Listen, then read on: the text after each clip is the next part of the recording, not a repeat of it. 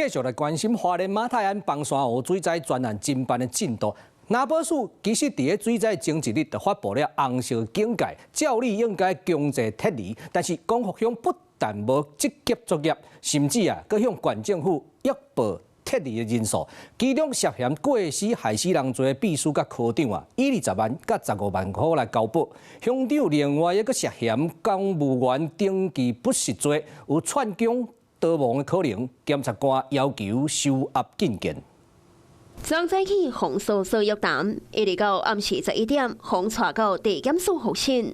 花莲县光复乡乡长林清水、挂翠安拢结点点。乡长对于检调的指控有没有什么话要说？有没有跟乡亲说的？马大案起做大水，造成严重的死伤。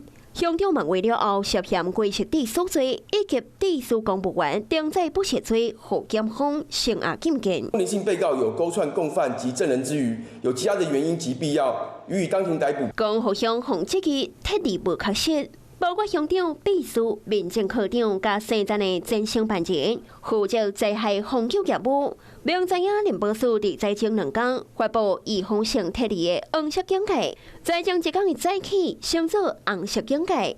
依照法规，必须强制撤离。要过乡长甲秘书伫灾前2天防指控，佮咧食羊肉炉，无依照灾防法积极疏散撤离，甚至佮伫咧撤离人数的统计表铺报人数报予花莲县府民政处。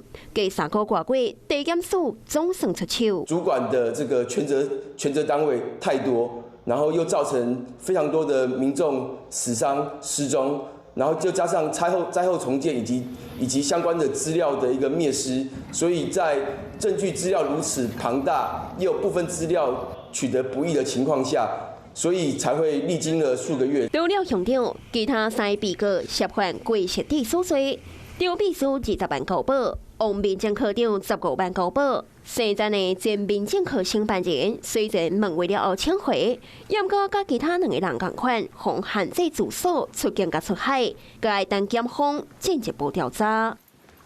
Hello， 我是林仙怡。想要抢先掌握最及时的新闻资讯吗？赶快订阅、按赞、开启小铃铛，锁定华视新闻 YouTube 频道。